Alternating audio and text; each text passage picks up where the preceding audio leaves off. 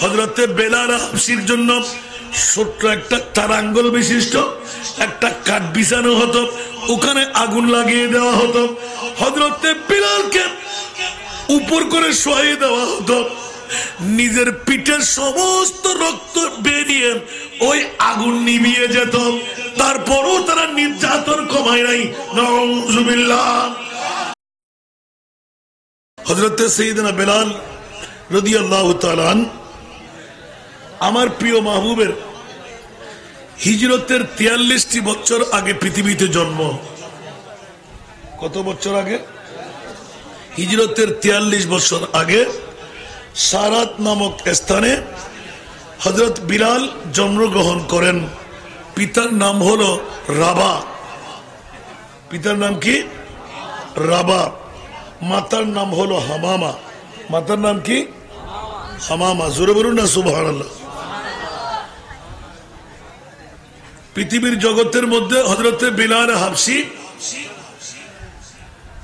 তার মা ছিলেন কৃষ্ণাঙ্গ, যাকে আমরা হাবশী বলি। সুবহানাল্লাহ বলেন না। একজন বান্দির ঘরে জন্ম নিলেন। হাবশের বান্দি হিসাবে মক্কার জমিনে ওরা বস্তি করেছিলেন। ওখান থেকে ওই বান্দির ঘরে হযরতে বেলাল রাদিয়াল্লাহু তাআলা জন্মগ্রহণ করেছেন। সুবহানাল্লাহ। পৃথিবীর জগতের মধ্যে হযরতে বিলাল জন্মগ্রহণ করার পর যেহেতু বান্দির ঘরে জন্ম, সেহেতু বান্দির ঘরের সন্তানরা যতদিন পর্যন্ত আজাদ হতে পারবে না ততদিন আরেকটি ঘরের গোলাম হিসাবে থাকতে হয়। কি হিসাবে? গোলাম হিসাবে। বন্ধুরা, বাবারা, ভাইরা আমার, হযরতে সাইয়েদনা বিলাল হাবশী রাদিয়াল্লাহু তাআলা আস্তে আস্তে বড় হতে লাগলেন।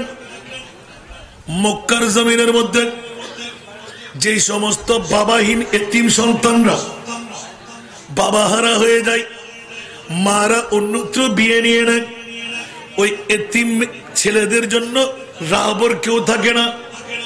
আরব্য মরুভূমির একটা নিয়ম ছিল, ওই এতিম ছেলেদের লালন পালন করার জন্য একজন জাদরাল মানুষ নির্ণয় করা হতো। ওই জাতের সার্ভিসার হিসাবে আরবের মক্কার জমিনে নির্ণয় করলেন উমাইয়া ইবনে খলফ। উমাইয়া ইবনে খলফ। উচ্চ আওয়াজ দিয়ে বলুন না সুবহানাল্লাহ। উনি যখন দায়িত্ব পেয়ে গেলেন কিছু সংখ্যক এতিম বাচ্চার দাওয়ার মধ্যে, এখন একজন দাসের প্রয়োজন, একজন গোলামের প্রয়োজন। ওই গোলাম হিসাবে নিয়োগ পেলেন হযরতে সাইয়েদনা বিলাল। উচ্চ আওয়াজ দিয়ে বলবেন না সুবহানাল্লাহ। এলানে নবুয়তের 43 বছর আগে আমার প্রিয় মুস্তাফার যখন এলানে নবুয়ত হলো, হযরতে সাইয়েদনা বিলাল রাদিয়াল্লাহু তাআলা উমাইয়া ইবনে খলফের দায়িত্বের মধ্যে এতিমের চাকর হিসাবে বিভিন্ন স্থানের মধ্যে গরু চড়াতেন, ছাগল চড়াতেন, বেড়া চড়াতেন, দুব্বা চড়াতেন, মেষ চড়াতেন। আমার মুনিব মাওলা আমার মাহবুবের মুস্তাফাকে ওয়া ইন্নাকা লাআলা খুলুকিন আযীম। উচ্চ আওয়াজ দিয়ে বলুন না সুবহানাল্লাহ। লাকাদ কানা লাকুম ফি রাসূলিল্লাহি উসওয়াতুন হাসানা। উচ্চ আওয়াজ দিয়ে বলবেন না সুবহানাল্লাহ। আমার মাহবুবে মুস্তাফাকে বিশ্বের সেরা জাত বানিয়ে আল্লাহ যখন তৈরি করে পাঠালেন, হযরতে বিলাল উমাইয়া ইবনে খলফের রায়ের মধ্যে থেকে এতিমের চাকরানির মধ্যে দৌড়াদৌড়ি করতে করতে হঠাৎ করে একদিন, 2 দিন, 3 দিন মক্কা নগরের মধ্যে আমার মাহবুবের সংস্পর্শ পেয়ে গেলেন। হাঁটা দেখতে লাগলেন, চলন দেখতে লাগলেন। হঠাৎ করে একদিন কত বলে ফেললেন। কথা বলতে দেয় নাই, নুরানি চেহারা দেখতে দেয় নাই। হযরতে বেলাল হাবশীর অন্তরের মধ্যে মুস্তাফার প্রেমের ছোঁয়া লেগে গেল। অজান্তে নিজের জবান দিয়ে ইয়া রাসূলুল্লাহ, আমি তো গোলাম, হাবশী গোলাম, উমাইয়া ইবনে খলফের আওতার মধ্যে আছি, কিন্তু আমি তো পারলাম না। আপনি কে? এত সুন্দর চেহারা, এত সুন্দর বুড়ি, এত সুন্দর চরিত্র, আমি থাকতে পারলাম না। ওগো প্রিয় রাসূল, আপনার মামলাটা শুনিয়ে দেন। আমার প্রিয় রাসূল এলান দিলেন, আমি আখিরি জামানার নবী হয়ে এসেছি। উচ্চ আওয়াজ দিয়ে বলুন না সুবহানাল্লাহ। আখিরি জামানার নবী হয়ে এসেছি। হযরত বেলাল হাবশী একটু বেশি শিক্ষিত না, গোলামি করে আমার নবীর নূরানি চেহারার দিকে তাকিয়ে হঠাৎ করে চোখের পানি ছেড়ে দিলেন। প্যারি সুরত হাসতা চেহারা মুহ সে জড়তে ফুল। সুবহানাল্লাহ, আর একটু জোরে। प्यारी सूरत हंसता चेहरा मुंह से जड़ते फूल नूर का पुतला चांद सा टुकड़ा हो का प्यारा रसूल सलातुनिया।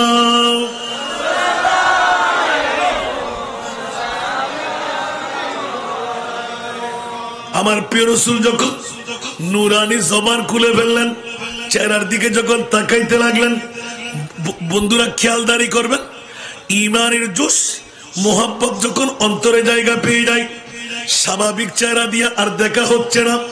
যেমনি ভাবে সিদ্দিক আকবরের দেখা নবীর চেহারা, আবু জাহেলের চোখ দিয়ে দেখা নবীর চেহারা, ভিন্নতা আছে না নাই? আর জোরে বলতে হবে। নবীকে আল্লাহ কয় ভাগ সুন্দর দিয়ে তৈরি করলেন? 40 ভাগ। কয় ভাগ? কয় ভাগ? এক ভাগ দিয়ে তৈরি করলেন হযরতে ইউসুফ। সুবহানাল্লাহ বলেন না। আর ইউসুফের এক ভাগ সুন্দর। মিশরের জমিনের নারীরা দেখে নিশ্চয় এইজন মানুষ না, হয়তো আল্লাহর ফেরেশতা, নয়তোবা জিন, নয়তোবা কেউ। এইরকম চেহারা কেমন করে হয়? কিরে মিশরের নারীরা পাগলামি শুরু করলে কেন? বলে যে দেখতেই পাচ্ছ, হাতের মধ্যে আপেল কাটতে নিলাম, আঙ্গুল কাটা হয়ে গেল, খবর নাই এরকম সুন্দর মানুষ আল্লাহ কেমন করে বানাই। আর হযরতে ইউসুফের কাহাত যখন এসে গেল, ইয়া রাসূলুল্লাহ, ইউসুফ সুন্দর বেশি না আমার নবী সুন্দর বেশি? যাকে এক ঝলক দেখাই দিলেন হযরতে সিদ্দিক আকবর বলেন, ইয়া রাসূলুল্লাহ, চাঁদের দিকে চাইলাম, সূর্যের দিকে চাইলাম, আপনার মতো সুন্দর আর কারো দিকে চাই না, আর কাউকে পাই না। আমার নবী এলান দিলেন, সূরা ইউসুফ উল্টায় দেখো, 40 ভাগ সুন্দর আমি মুস্তাফার কাছে আল্লাহ দান করলেন, এক ভাগ সুন্দর দিয়ে ইউসুফকে তৈরি করলেন। আর আলা হযরতের কলম, উচ্চ আওয়াজ দিয়ে বলুন না সুবহানাল্লাহ। হুসনে ইউসুফ पे कटे मिस्र में अंगश जना। सुभान अल्लाह। हुस्न यूसुफ पे कटे मिस्र में अंगश जना। अरे सर कटा तेरी नाम पे मर्दान अरब। ইউসুফের সৌন্দর্য দেখে নারীরা আপেল কাটতে হাত কর্তন করলেন। খোদার জাতের কসম, সিদ্দিক আকবর এলান দিতে লাগলেন, আমার নবীর নূরানি সুরত, নূরানি চেহারা আমি যখন কোলের মধ্যে নিলাম, খোদার কসম করে এলান দিতে লাগলেন, আমি সিদ্দিক আকবর 1350 বছর বয়সী বিষাক্ত সর্পের মুখে নিজের জানটা তুলে দিতে লাগলাম। আবু বকর খবর কই? বলে যে ছিলই না। আমি আবু বকরের জানের চাইতে আমার নবীর গুণ অনেক বড়। নূরানি চেহারা যত দেখি তত পাগলামি শুরু করলাম। আবু বকর কি দেখেছিলেন অন্য কেউ জানে না। হযরতে সাইয়েদনা আলী আকরার, মাওলা আলী একটু শুনে ফেললেন, এই আবু বকর, মুস্তাফার নূরানি চেহারা কোলের মধ্যে যখন নিলেন, রূহ কবজ করার সময় আপনার কি একটু খবর ছিল না? বলে যে না না না। মুস্তাফার নূরানি চেহারা দেখতে লাগলাম, মধুমাখা লাগতে লাগলাম। আর নবীর চেহারা থেকে চেহারা ফিরাইলাম, আঘাতটা অনুভব হয়। আবার নবীর চেহারা দেখি আমার আঘাতটা লব্ধ হয়ে যায়। যখন আমার প্রিয় রাসূল ঘুম থেকে জাগ্রত হয়ে এক ফোঁটা চোখের পানি পেয়ে আমার নবী যখন আমার দিকে তাকাইলেন, এ আবু বকর, মামলা কি? তোমার চোখে পানি কেন? কোন ব্যথায় তোমাকে ব্যথিত করা হলো? আবু বকর এলান দিলেন, ইয়া রাসূলুল্লাহ, 1350 বছর বয়সী বিষধর সর্প আমার জানটা বের করে নিলাম। এখন আমি খুব ভালো লাগতে লাগলো, জানটা গেলেও আমার নবীর সাথে কথা বলতে বলতে জানটা কোরবান করলাম। আমার নবী বললেন, আবু বকর এখনো নবী চিনো নাই, একবার পাটা নামাও, আখিরে জামানার নবীর পরিচয় দিয়ে দিচ্ছি। ইয়া রাসূলুল্লাহ, আমার পায়ের মধ্যে হাত দেওয়া যাবে না, আপনি তো রহমতুল্লিল আলামিন নবী, দুরুজানের বাদশা নবী, আমি তো গোলাম আপনার। বলে যে আবু বকর আমি ডাক্তার, তুমি রোগী, ডাক্তারের কাছ থেকে রোগ গোপন করা যায় না, ওষুধ প্রেসক্রিপশন ঠিক মতো লেখা হবে না, বলো কোথায় কত হলো। ইয়া রাসূলুল্লাহ না না। হঠাৎ করে নবী জোর করে যখন চাইলেন, নুরানি তুতু মুবারক দিয়ে দিলেন। বিজ্ঞানীদের মহাগুরু আঙ্গ নবীজি, বিজ্ঞানীদের মহাগুরু, এইরকম এইরকম উকোপালা নবী তো হাই ফাইবানি, বিজ্ঞানীদের মহাগুরু আঙ্গ নবীজি, বিজ্ঞানীদের মহাগুরু। আবু বকর সিদ্দিকের হাফে কামড়াইল, আঙ্গ নবীর তুতু দিয়ে পালা হয়ে গেল। ওই সময় কি ডাক্তার বৈদ্য ওগুন ছিল নি, বিজ্ঞানীদের মহাগুরু আঙ্গ নবীজি, বিজ্ঞানীদের মহাগুরু। নোয়াখালীর ভাষা দিয়ে লেখা ছিল। বন্ধুরা, বাবারা, ভাইরা আমার, এই কারণে আমার প্রিয় রাসূল নুরানি তুতু মুবারক আঙ্গুল দিয়ে একটু করে দিলেন। ইয়া রাসূলুল্লাহ, দুঃখ মিষ্টি হয়ে গেল, আমার বিষ পানি হয়ে গেল। বলছে এই আবু বকর এতক্ষণ দেখাবে না বলছিলে? বলছে ইয়া রাসূলুল্লাহ, আমি তো গোলাম, আপনি তো মুনি। উচ্চ আওয়াজ দিয়ে বলুন না সুবহান। এই কারণে বন্ধুরা, বাবারা, ভাইরা আমার, নুরানি চেহারায় পাকের মামলা হযরতে যখন মাওলা আলী শুনে ফেললেন, আলী মনে মনে ইয়াকিন করে ফেললেন, ও মাওলা, একটা বারের জন্য আমি আলীকে আমার নবীর নুরানি ছেড়ে পাক হযরতে আবু বকর সিদ্দিকের মতন আমিও যেন পেয়ে যাই। আল্লাহ দোয়া কবুল করলেন, মাওলা আলীর কুলের মধ্যে আমার নবীর নুরানি ছেড়ে পাক ফেলাইলেন, আসরের নামাজ কজা করাইলেন। আর আমার আল্লাহ বলতে লাগলেন, আলী মুস্তাফার নুরানি চেহারা দেখো। আর আলী খোদার কসম করে এলান দিলেন,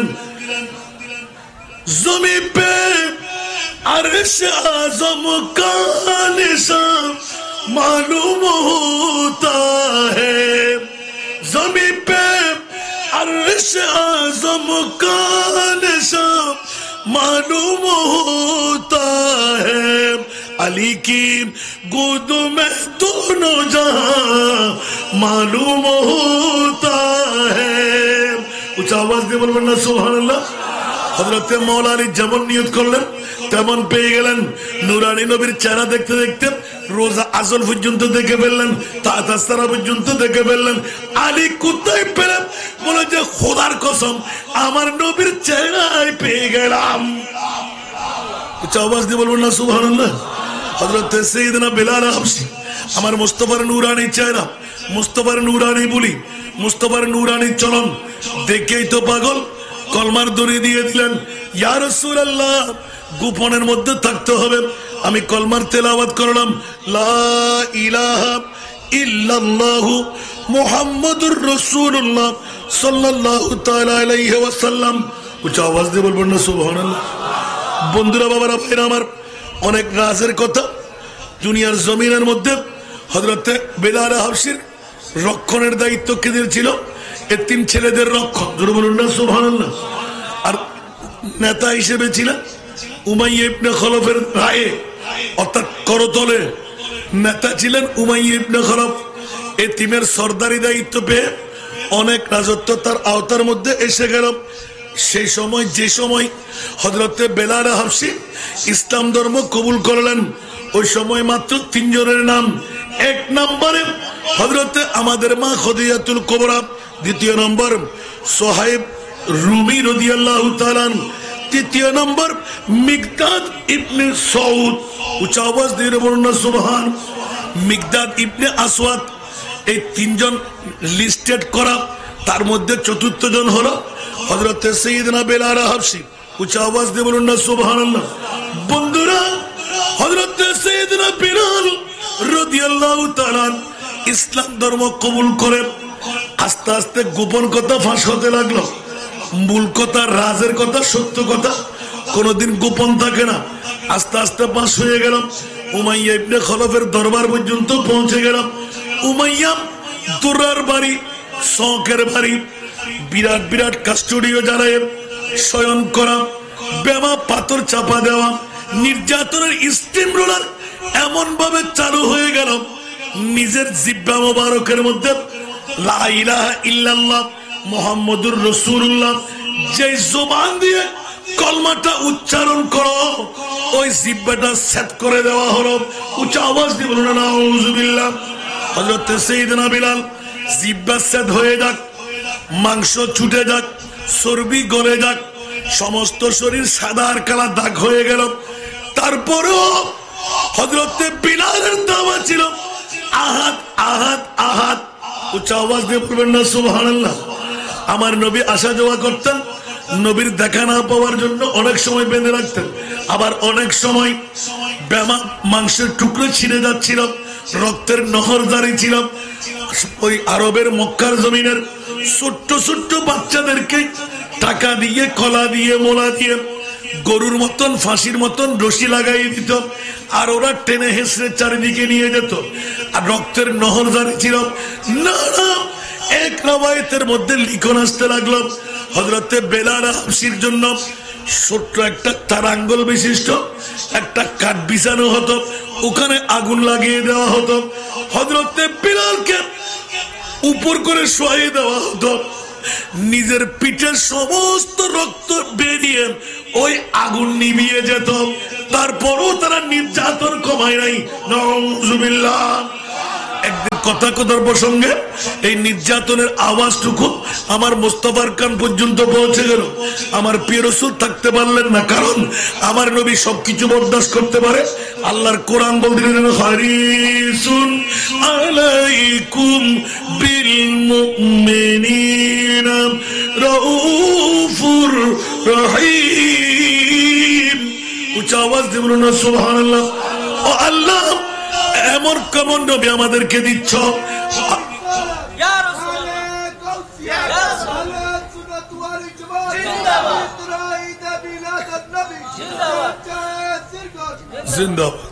বন্ধুরা আমার, কোন নবী আমাদেরকে দিলে?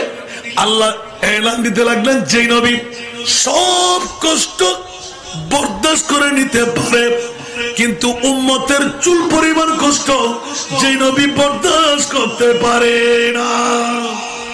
উচ্চ আওয়াজ দিয়ে বলবেন না সুবহানাল্লাহ। কোন নবীর আজকে ঈদে মিলাদুন নবী গাউসিয়া কমিটি বাংলাদেশ শাহী শাহী সিরকুটের রুহানি সন্তানরা বর্তমানে আশ্রয়ন প্রকল্প পুরাতন গুচ্ছগ্রাম শাখার উদ্যোগে আজিম শান ঈদে মিলাদুন নবী, এটা ছোটখাটো কাজ নয়, বৃহত্তম একটি কাজ। আল্লামা তাহিরিকে দাওয়াত দিয়ে নিয়ে আসলেন, যুগের শ্রেষ্ঠ আলেমদেরকে দাওয়াত দিলেন। আমি গোলামের বাচ্চা গোলাম ও নগণ্য পড়ে গেলাম। রাতের গভীরতা যত আছে কম নয়। আমি তো এই দেশের এই এলাকার এই সন্তান, আমি তো চট্টলার এই সন্তান। আলহামদুলিল্লাহ বলেন না, আরো জোরে বলবেন না। আর যেখান থেকে আমি উঠে আসতে লাগলাম, পিঁপড়ার মতন মানুষ ঢুকতে লাগলো, ঠিক না? কারণ আমাকে তো আপনারা পেয়ে যাচ্ছেন, যেখানে দাওয়াত চট্টগ্রামে কোন স্থানে আমি নাই। আলহামদুলিল্লাহ বলেন না। এর চাইতে তো মানুষ, যাদেরকে মানুষ তো বুঝার মতন, জানার মতন দু চারজনেই যথেষ্ট, ঠিক না? আমল না করলে হাজার মানুষ হলে কোনো লাভ হবে? তারপরও দোয়া করি মনিবের দরবারে যারা আসলেন তাহিরি সাহেবকে মোহাব্বত করে, তকদির কিন্তু ফলে গেল, এসেছেন মিলাদুন নবীতে। মিলাদুন নবী এটা অন্য কারণ নয়, এটা মোমেনদের ঈদ। মিলাদুন নবী কাদেরই? আরো জোরে বলতে হবে। কোন বাতিল ফিরকা চাইলে কি মিলাদুন নবী করতে পারবে? ওরা অন্য কোন নাম দিতে পারবে। মিলাদুন নবী যদি করা হয়, আমার আল্লাহ বলতে লাগে তোদেরকে মুমিন করে দিলাম। না না, মুমিন যখন লিস্টের মধ্যে আসলি, তোদের জন্য জান্নাত নির্ধারণ করে দিলাম। আল জান্নাতু লিল মুমিন।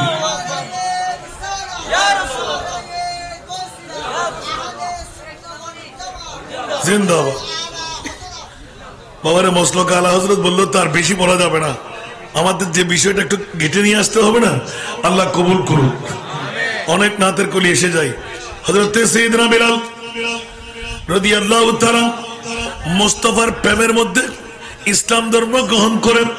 নির্যাতনের স্টিমুলার যখন চালু হলো, নবী কুঞ্জন আল্লাহর কোরআনে পেয়ে গেলাম যে মাহবুবে মুস্তাফা অনিদ্রা যাপন করতে পারে, জন্মভূমি ত্যাগ করতে পারে, পাথরের আঘাত নিতে পারে, তায়েফের জমিনের মধ্যে রক্তের নহর জারি করে রাজপথকে লালে লাল বানাই দিতে পারে, খন্দক ভূমিকা খনন করতে 60টি প্রস্তরখণ্ড পেটে বাইন্ডিং করতে পারে, না না না না তলোয়ার বল্লম নেজা তীর সব আঘাত বহন করতে পারে, উহুদের ময়দানে দন্দান মোবারক শহীদ করাইতে পারে।